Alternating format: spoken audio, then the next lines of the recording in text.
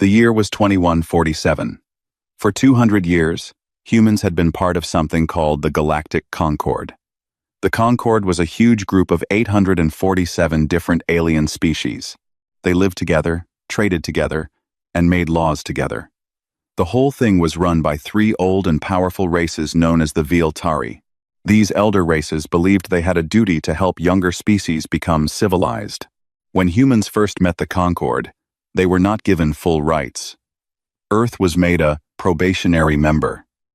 This meant humans had to prove they were worthy. For 2 centuries, Earth followed every rule. Humans signed every treaty. They accepted limits on their weapons. They gave up their secret star maps. They even broke up most of their warships. They did all this in good faith. They believed it was the right thing to do. Admiral Sarah Voss was a proud officer of Earth's small diplomatic defense fleet. She commanded a ship called the ESS Magellan. Sarah was tall and strong, with gray eyes and short brown hair. She had risen through the ranks by helping people. She had led many missions to deliver food and medicine to alien colonies in need. Sarah truly believed in the dream of the Concord. She thought peace was always better than war. Her son, Marcus Voss, was a young lieutenant. He served on the ESS Kestrel. The Kestrel was stationed at a colony world called New Geneva. New Geneva was a beautiful place in the Tau Ceti star system. Over 4 million humans lived there. They worked on farms, in schools, and in clean cities.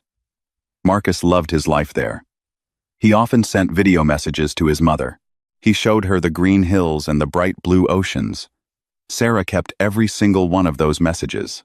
One quiet morning, while Sarah was reading reports in her office, an alarm started blaring. A new threat had appeared in known space.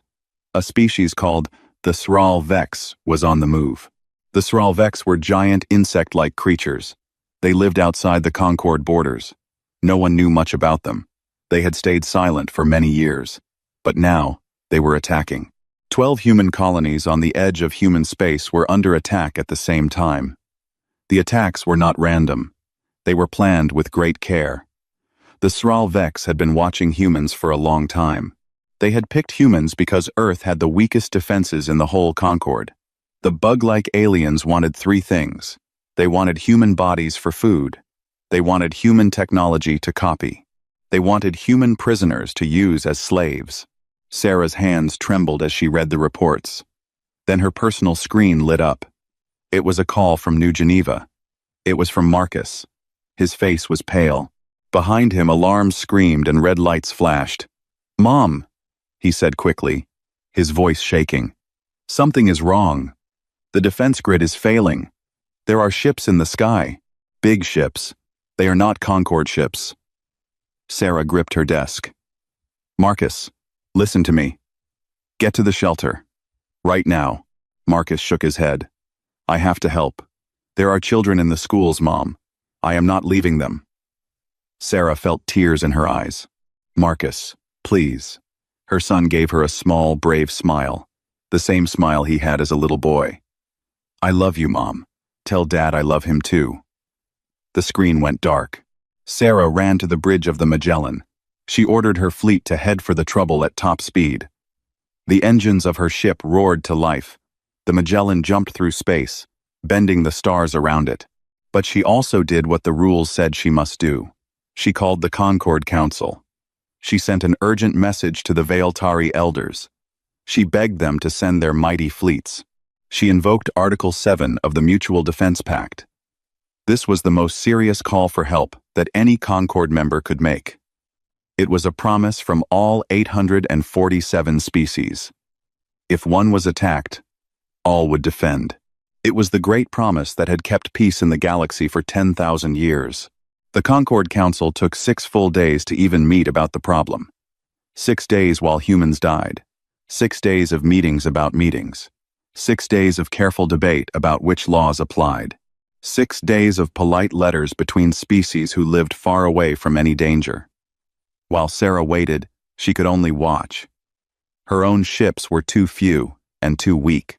They were built to keep peace, not to fight wars. Every minute that passed, more bad news arrived. Colony after colony fell. The Sralvex moved like a swarm. They burned cities.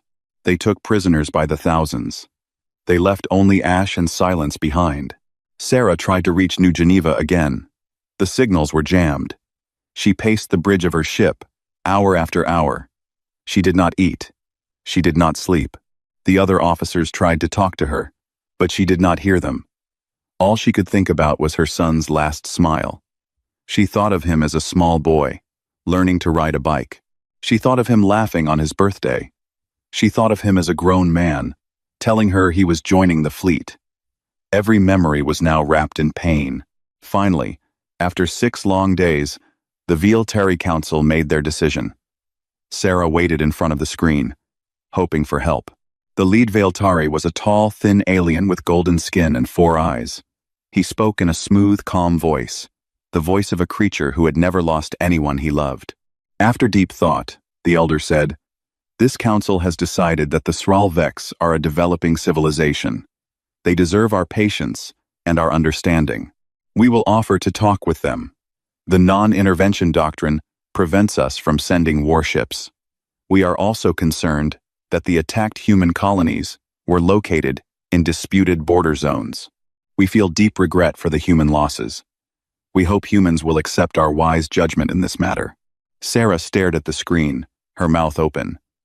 She could not believe what she had just heard. The Concord was not coming. The promise of 200 years was just empty words. Earth was alone. A junior officer ran up to her. He was holding a tablet. His face was white. "Admiral," he whispered, "we just got a confirmation. The Kestrel is destroyed. New Geneva has fallen. There are no signs of survivors." Sarah took the tablet with shaking hands. She looked at the list of names. She found it quickly. Marcus Voss. Status: killed in action. Age: 24. Sarah did not cry. She did not scream. She just stood very still on the bridge of her useless, peaceful ship. Outside the windows, the stars shone cold and bright. Somewhere out there, her son's body was floating in the dark. Somewhere out there, the killers of her son were laughing. Somewhere out there, the Viltari elders were patting themselves on the back for their wise judgment. Inside Sarah Voss, something quietly broke. And something else, something hard and cold, began to take its place. She did not know it yet. But this was the moment when the long peace of Earth ended. This was the moment when humanity began to wake up. She turned to her crew. Her voice was very calm, calmer than they had ever heard it. "Take us home," she said. "Take us back to Earth." The Magellan turned its nose toward the small blue planet that was her home. The journey back would be quiet. The crew would not speak much. Many had also lost loved ones in the slaughter. But the storm that was coming would shake the whole galaxy. Sarah did not know yet what she would do next. She only knew that the old way of doing things was dead. It had died with her son. It had died with 11 million others. Something new was about to be born. Something the galaxy had never seen before. Sarah Voss landed on Earth 2 weeks later. She had not slept much during the journey home. Her uniform hung loose on her body. She had lost weight. Her eyes were dark and tired. But inside, she was burning. Every minute, she thought of Marcus. Every minute, she thought of the cold faces of the Viltari elders. While Sarah was traveling home, the killing did not stop. The Sralvex kept attacking. Over the next 40 days, 18 more human colonies were destroyed. The numbers were so big they were hard to understand. 11 million humans, 11 million mothers, fathers, children, friends, all gone. Some were killed, some were taken as slaves. Some were used as food for the bug-like aliens. The Sralvex did not care which humans died how. They only cared about taking what they wanted. During those 40 days, Sarah and her ships could only run. The Concord rules said humans were not allowed to fight back hard. They could only evacuate civilians. Sarah saved many lives. She crammed thousands of refugees into her ships. She rescued children whose parents had been killed in front of them. She held screaming babies in her arms. But for every life she saved, 10 were lost. Every single colony she tried to defend, she had to leave behind. The Concorde watched and did nothing. Then came worse news. Earth spies discovered something terrible. Two species in the Concorde, races that humans had thought were friends, had been secretly trading with the Sral Vex for years. They had given the bug aliens maps of human worlds. They had told them which colonies were the weakest. They had even told them when Earth's defense ships would be far away. The slaughter of humans was not a surprise attack at all. It had been planned, and the Concorde had known. When Sarah arrived back on Earth, she was not the same person who had left. She walked off her ship slowly. The wind on her face felt strange. She was greeted by news cameras and important officials. They asked her to make a speech. She said only one thing. "I need to speak to the Parliament, tomorrow, about what we are going to do next." Then she walked past them all and went home. That night, an old man came to her door. His name was Dr. Hiroshi Tanaka. He was a famous scientist who studied alien biology. He was over 70 years old. His hair was white. His back was bent. But his eyes were sharp and clear. Sarah let him into her quiet home. She made him tea. They sat at her kitchen table. Tanaka placed a small black device on the table. He did not say anything for a moment. Then he spoke softly. "Admiral Voss, I have wanted to show this to someone for 40 years, but there was never the right person. Now, I think, you are the right person." He pressed a button on the device. A screen lit up between them. It showed plans, drawings, numbers. Notice. Sarah looked closer. Her eyes grew wide. "These are weapons," she whispered. Tanaka nodded. "Yes. Many weapons. All of them illegal under Concorde law. All of them built by Earth's best minds in secret over the last 200 years. He scrolled through the plans. There were weapons that could split atoms with perfect aim. There were drugs that could turn off an alien's nervous system. There were ships that could move faster than any Concorde warship. There were AIs who could think 1,000 times quicker than any general. "Why?" Sarah asked. "Why did our people make all this, if we were not allowed to use it?" Tanaka smiled, a sad smile. "Because deep inside, we never fully trusted them. The leaders kept these things hidden. They thought we should always try peace first. They were good people, but they were wrong. We held back our claws while wolves circled us." Sarah stared at the screen for a long time. Her hands closed into fists. Then she nodded slowly. "Show me everything," she said. The next morning, Sarah stood before the World Parliament. The huge room was full. Every leader from every nation on Earth was there. They had heard about the 11 million dead. They had heard about the Concorde doing nothing. The room was very quiet. Sarah walked up to the speaking stand. She wore her full uniform. Her medals shone in the light. But her face was a face of stone. She did not bring any notes. She did not need them. "For 200 years, she said, her voice carrying through the room, "we were the perfect students. We followed every rule. We bowed our heads. We trusted those who said they were our betters. And what did we receive in return? 11 million dead, 18 burned worlds, children eaten alive while the Concorde debated rules of order." There were gasps from some of the leaders. Sarah did not stop. "My son was on New Geneva. His last words to me were that he loved us. He stayed to protect children. He died with those children. The Viltari called this a regret. They called the Sralvex a developing civilization." Sarah paused. Her eyes were burning now. "I have decided what we will do. We will leave the Concorde. We will break every treaty we signed. We will build the weapons our scientists have hidden for centuries. And we will give our military one mission, and one mission only. Vengeance. Then victory." The room exploded with talking. Some leaders looked horrified. Others nodded with grim faces. The Prime Minister of Earth, a calm woman named Elena Reyes, stood up. "Admiral," she said, "you are asking us to leave behind 200 years of careful peace. You are asking us to choose war." Sarah looked her right in the eye. "I am asking us to choose ourselves, for once, before there are no humans left to choose." Reyes looked down for a moment. Then she nodded. The vote was held that very day.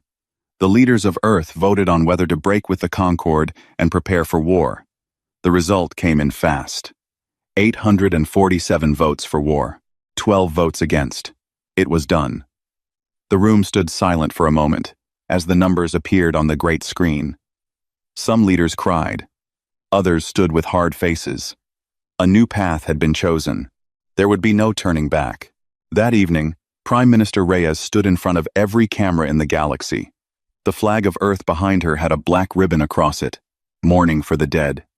She spoke clearly. Her words would be remembered for thousands of years. They would be carved in stone. They would be taught to every human child for generations. Even the aliens listening on faraway worlds would not forget what she said that day. To the Sralvex who killed our people, to the Concord who watched us bleed, to every species in the stars who is listening now, hear these 7 words from the people of Earth. After the slaughter, Earth declares, no more mercy. The transmission ended. Across the galaxy, alien beings looked up from their dinners and their work. Some laughed. Earth was a small world. What could small humans do? Others felt a cold finger run down their spines. They had read the old human history books. They knew what humans could do when they finally got angry. The Veiltari elders, in their golden hall, called for an emergency meeting. They were smiling at first. They thought the humans were just upset. Then they read the latest reports from human space. The factories of Mars were going dark to outside watchers.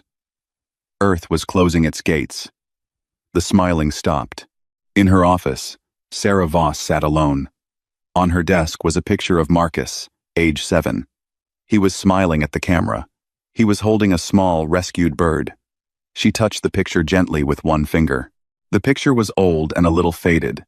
She had taken it on a beach in California many years ago.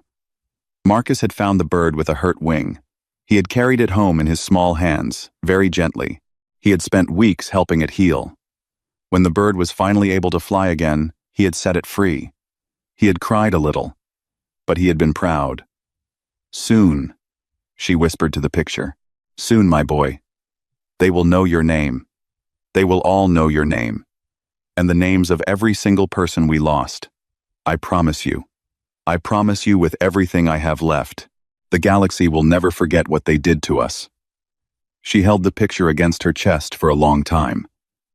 Outside, Earth was quietly preparing for war. The next 2 years were strange and silent. Earth pulled back from the galaxy. Every human ambassador was called home. Trade with alien worlds stopped. Human travelers were brought back to Earth.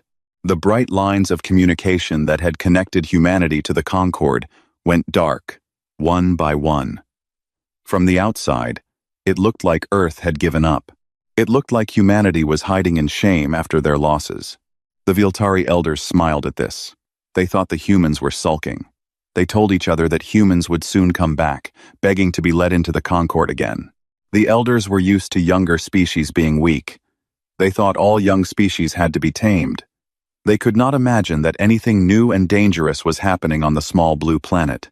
A few smaller species, ones who had spent time among humans, tried to warn the elders. You do not know these creatures, one warned. When they go quiet, that is when you should be most afraid. The elders laughed politely and ignored them. But behind the silent face that Earth showed to the galaxy, something massive was happening.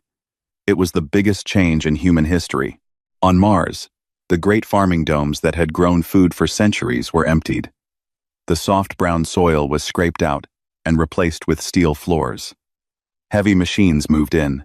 Workers in protective suits filled the domes. They were not growing wheat anymore. They were building weapons. Rows and rows of weapons. Bombs, missiles, energy cannons, pieces of warships. The Mars sky filled with smoke from the new factories. In the cold lands of Antarctica, deep underground, a hidden lab came alive. For 100 years, the smartest scientists on Earth had been studying things that the Concord said were too dangerous to even talk about. Things like weapons that bent space itself. Weapons that could turn off the laws of physics for a moment. The Concord had banned these as philosophically dangerous.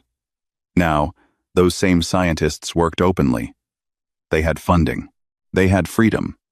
They had a clear order from Earth's government. Build it. Build it now. In the asteroid belt, miners drilled deep into rocks the size of cities. They pulled out metal by the millions of tons. The metal was sent to giant orbital shipyards. There, new ships took shape. These were not the elegant, white, peaceful ships of the old fleet. These new ships were dark, rough, and ugly. They were covered in spikes of armor. They had guns sticking out at strange angles. They were not built to look pretty. They were built for one thing: killing.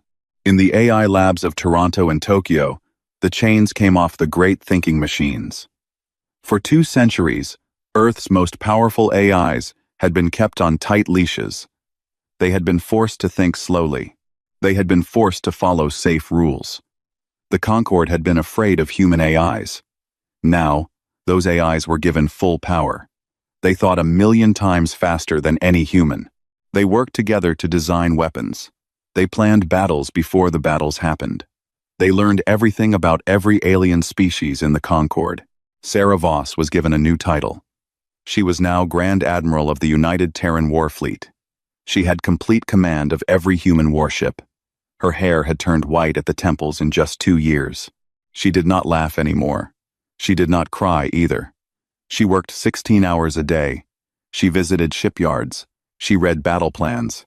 She studied alien biology. She learned every weakness of every enemy. Her flagship was the largest warship ever built by humans.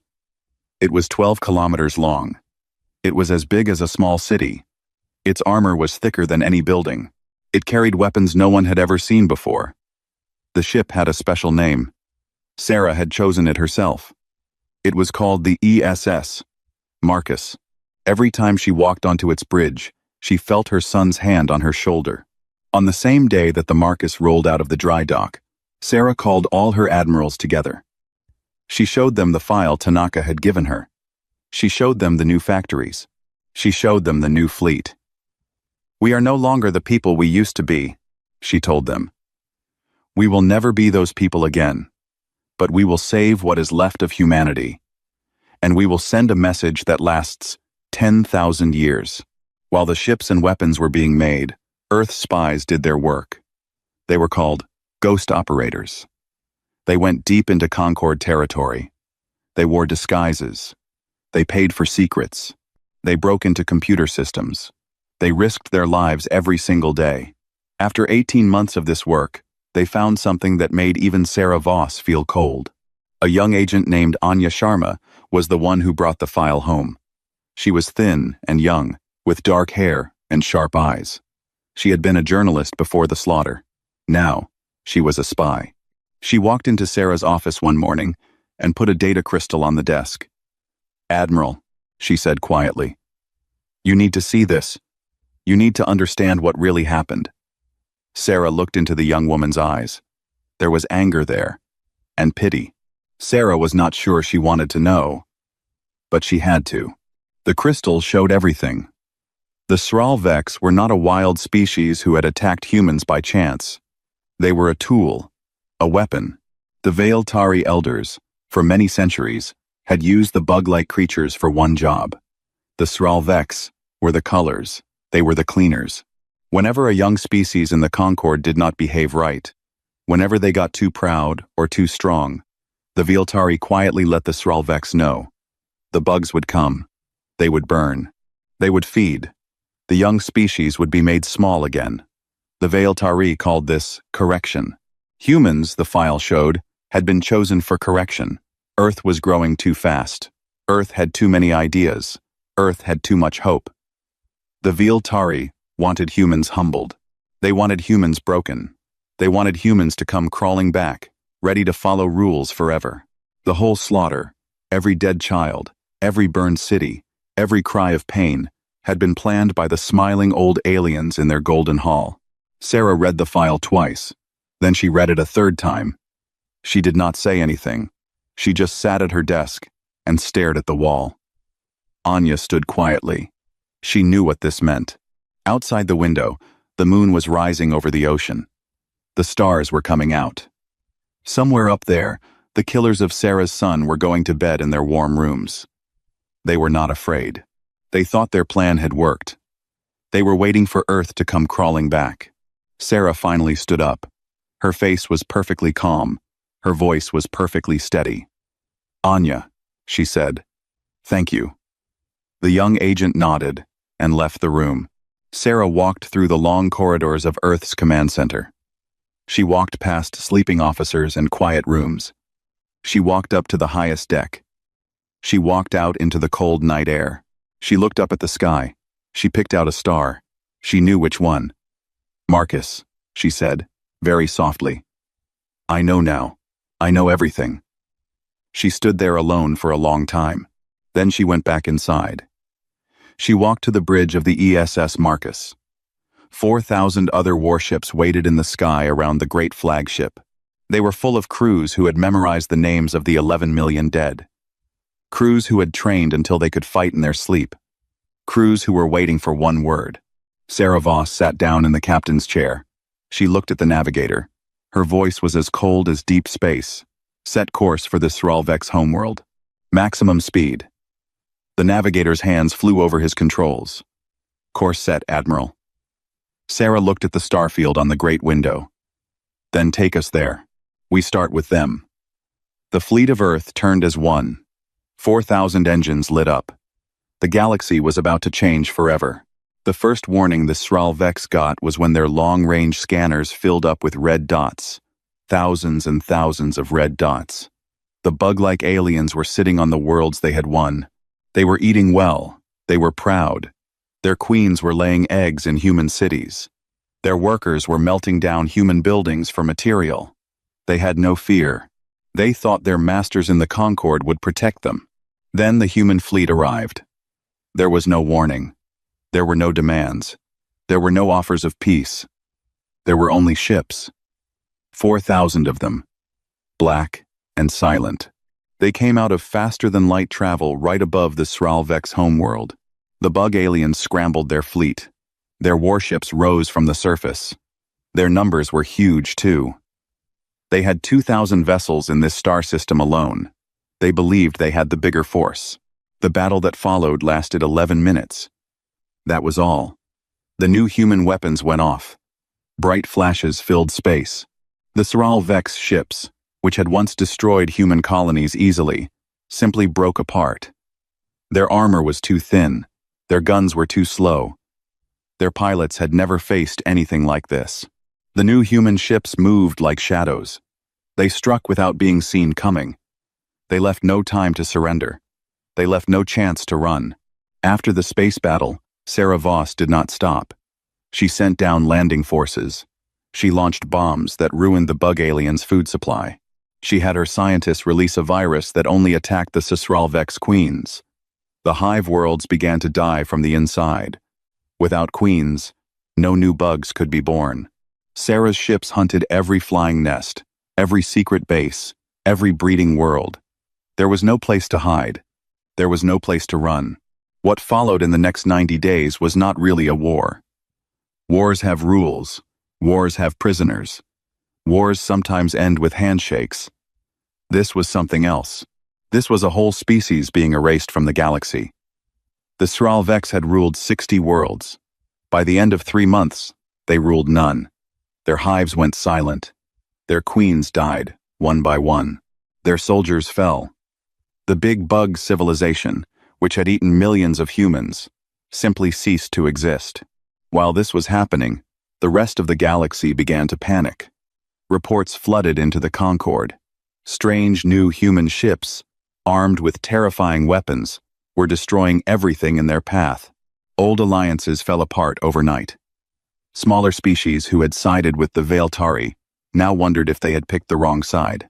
Some species, ones who had themselves been corrected long ago, began to send secret messages to Earth. They wanted to help. They wanted revenge too. The Veiltari elders called an emergency meeting. They sent a message to Sarah Voss. "Admiral," the lead elder said, his golden face pale now. "This violence must stop. We demand that you halt your campaign and submit to mediation." Sarah's response was simple. She did not argue. She did not threaten. She just broadcast the file Anya had brought her. The whole galaxy heard it. The whole galaxy saw the proof that the Veiltari had been using the Sralvex to hurt smaller species for thousands of years. The Concord shook. 47 member species announced they were leaving the Concord at once. Some of them sent ships to join Sarah's fleet. Others stayed neutral. A handful chose to defend the Veiltari. The galaxy split. The old peaceful order, the Concord that had stood for 10,000 years, cracked down the middle. War was no longer just between humans and bugs. It was a war for the future of the stars. One night, deep in space, between battles, Sarah was alone in her quarters. She was finally trying to sleep. The door chimed. It was Dr. Tanaka. The old scientist had come along on the campaign. He served as Sarah's chief advisor. She let him in. He sat down slowly in a chair. His hands shook a little now. He was very old. "Sarah," he said. He never called her Admiral when they were alone. "I need to ask you something." Sarah waited. Tanaka chose his words with care. "How far does this go? When we have killed every Sralvex, will it stop? When we have broken the Concord, will it stop? Or will it never stop?" Sarah was quiet for a long time. She got up and walked to her desk. She picked up the picture of Marcus, age 7, with the rescued bird. She looked at it. "I do not know," she said honestly. "I do not have all the answers, Hiroshi. I am not even sure I am right about everything. But I am sure of this. The Concord does not get to decide where we stop. The Veiltari do not get to lecture us anymore. After all this is over, we will decide. Humans will decide. And we will live with whatever choice we make." Tanaka nodded slowly. He did not look happy. But he did not look angry either. Just tired. Very tired. "All right," he said softly. "All right." After 90 days, the Sralvex were gone. Sarah turned her fleet toward the heart of the Concord. By now, her fleet had grown. With the alien defectors who had joined her, she commanded over 12,000 warships. It was the biggest war fleet in galactic history. The Concord put together its own defense fleet to stop her. They had 36,000 ships, 3 times as many as Sarah. But their ships were old. Their captains had not fought a real war in centuries. Their tactics were stiff. They had grown soft from too many years of peace. The capital of the Concord was a planet called Veiltar Prime. It was an ancient and beautiful world. It had golden cities. It had crystal towers. It was where the elders ruled the galaxy. Sarah's fleet arrived above the world in a wide ring. The defenders of the Concord formed up to meet them. The two fleets sat across from each other. The whole galaxy held its breath. Then Sarah Voss gave the order. "Begin." The Battle of the Crown Stars lasted 2 full days. It was the biggest space battle ever fought. 48,000 ships clashed in the dark between worlds. Bright explosions lit up the system. New stars were born and died in moments. Captains made impossible choices. Heroes were made and lost forever. By the end of it, the Concord fleet was broken. Many ships had run away. Many had surrendered. Many were just gone. Ash drifting in the cold. The ESS Marcus, scarred and burned but still flying, punched through the last defensive ring above Veiltar Prime. The world below had no protection now. Sarah Voss could see the golden cities through her windows. She could see the crystal towers of the elders. She could see the place where they had decided that her son should die. A signal came through. The Veiltari elders were calling. The lead elder appeared on her screen. He was no longer smug. He was no longer proud. His golden face was pale. His 4 eyes were wet. His voice trembled. "Admiral Voss," he begged. "We surrender.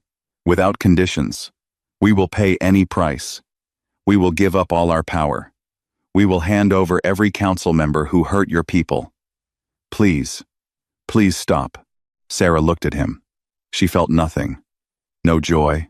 No anger. No pity. Just a cold, calm space inside her. She had won. She could now order the world below to be burned to ash. Or she could accept the surrender. Or she could do something else entirely. 12,000 warships waited for her word. 11 million ghosts waited for her word. And one small boy, age 7, holding a rescued bird, waited for her word. Sarah Voss reached out one finger. She pressed a single button. The transmission from the elders went silent. She muted the call. She sat alone in her chair, looking out at the conquered world. Her face was a mask. The galaxy held its breath. What would she do? Sarah Voss sat alone in her ready room. The surrender broadcast was waiting. The elder's begging face was paused on her screen. She could see his trembling 4 eyes. She could see his open mouth. The whole galaxy was waiting for her answer. 12,000 warships were waiting for her order. She did not move. She did not speak. She just thought. She thought of Marcus, age 24, dying in flames to protect children. She thought of Marcus, age 7, holding a small bird he had saved from a storm. She thought of the 11 million dead humans whose names she had memorized. She thought of the 60 Sralvex worlds her fleet had silenced forever. She thought of the watching galaxy, shaking with fear of her. She thought of the kind of people humans would become if they wielded this much power without restraint. She thought of her son's last message. "I am not leaving them," he had said. "I have to help." Marcus had not died for revenge. He had died for the children in the school. He had died trying to do the right thing, even when it was hard. Sarah closed her eyes. For the first time in 3 years, she let herself feel something other than cold. She felt tired. So very tired. She also felt something small and warm. Something like a thought of peace. Sarah Voss opened her eyes. She turned the screen back on. The elder was still there, waiting in fear. Sarah spoke clearly. "I accept your surrender," she said. "But on my terms. Not on yours. Not on the Concord's. Not on anyone else's. On the terms of Earth, of humanity. We are coming down to your capital. Prepare a meeting hall. Every species in the Concord will be there. I will speak to all of them. Then we will see what comes next." 2 days later, Sarah Voss landed on Vealtar Prime. She came down with a small group. Just a few officers. Just Dr. Tanaka. Just the agent Anya Sharma. She did not bring soldiers to threaten anyone. She did not need to. She walked into the great hall where the Concord had ruled for 10,000 years. The hall was bigger than any place she had ever seen. The ceiling was painted with stars. Every species in the galaxy had a seat there. Every seat was filled. Sarah walked up to the central podium. She wore her uniform. She wore her medals. She did not have notes. She looked out at the 800 species watching her. Some looked angry. Some looked afraid. Some looked hopeful. Some, especially the smaller species who had been hurt by the Vealtari before, looked at her with something like love. "My name is Sarah Voss," she began. Her voice was clear. It carried across the great hall. "I am from a planet called Earth. 3 years ago, my people lost 11 million souls. They were murdered by your tools and ignored by your laws. We were promised protection. We were given lies. We did what your laws said. We were rewarded with the death of our children. So we left your laws behind. We picked up our weapons. We came for you. And now you all know what we can do." The hall was utterly silent. Sarah let the silence sit for a long moment. Then she spoke again. Her voice was softer now, but not weaker. "I could end you all today. I could turn this planet to ash. I could make every species here bow to humans for the rest of time. There would be no one in the galaxy who could stop me. Not now. Maybe not ever." A few aliens in the front rows began to shake. "But I will not do that," Sarah said. "Because that is what the Vealtari did. They had power. They used it to hurt those weaker than themselves. They called it civilization. We will not become another Vealtari. We will not become another Concord. We will not become another version of the same old story." Sarah paused. The whole galaxy listened. "I am dissolving the Concord today. It is over. In its place, I am creating something new. a loose alliance of free worlds. We will call it the Terran-Aligned Compact. It has only 3 rules. 3 rules forever. First, no species shall ever again be culled for political reasons. The slaughter of innocent civilizations stops today, forever. Second, no member shall ever be forced to disarm against its will. We will not let strong species trick weak ones into giving up their teeth. Third, an attack on any signed member is an attack on all of them. We will protect each other. Truly. Not with empty words like the old Concord. A long murmur ran through the hall. Sarah went on. Earth does not want to rule you. Earth does not want your money or your worlds. Earth wants only one thing. We want to make sure that what happened to us never happens to anyone else. Ever. Any species who joins us will be free. Any species who does not wish to join is welcome to stay outside. We will not bother you. But if anyone, ever, attacks an innocent world for any reason, we will come, and we will end them, as we ended the Sralvex. Then she added, very quietly, test us. We dare you. The speech became known as the Lahore Address. It was delivered in a city later named after the place on Earth where the first peace conference was held after the war. Within 1 year, 600 species had joined the new compact. The Vailtari elders were arrested. The ones who had planned the slaughter were tried in open courts. They received fair trials and fair sentences. Most were sent to work for the rest of their long lives in colonies, helping to rebuild what they had broken. Sarah refused to execute them. We are not them, she said simply. A few weeks later, Sarah went to New Geneva. The colony was now a memorial world. No one lived there anymore. The cities had been left as ruins. There were monuments where children had fallen. Dr. Tanaka came with her. He was older now. He used a cane. They walked through the silent streets together. Sarah stopped at the place where Marcus had died. She did not cry. She had used up all her tears years ago. Hiroshi, she said quietly, did we do the right thing? The old man looked up at her. I do not know, he said. Maybe yes. Maybe no.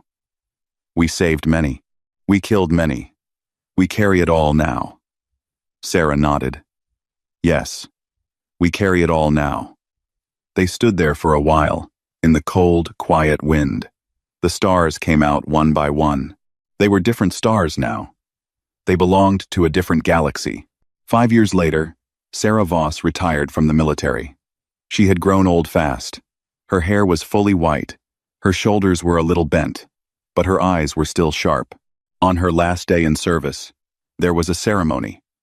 A new ship was being launched. The crowd was huge. Humans and aliens stood side by side. They had come from all over the new compact to see Sarah's last act. The ship was beautiful. It was white and silver. It was not a warship. It was a humanitarian vessel. It would travel the galaxy bringing food, medicine, and rescue to any species in need. The name of the ship was painted on its side in big letters. It read, ESS Mercy. A young officer stood next to Sarah. She was a new lieutenant, born after the war. She looked at the name with a small smile. Admiral, she asked, is the name a joke? After what we said? Sarah looked at the ship. Then she looked at the crowd. Then she looked up at the sky, where she could imagine her son was watching.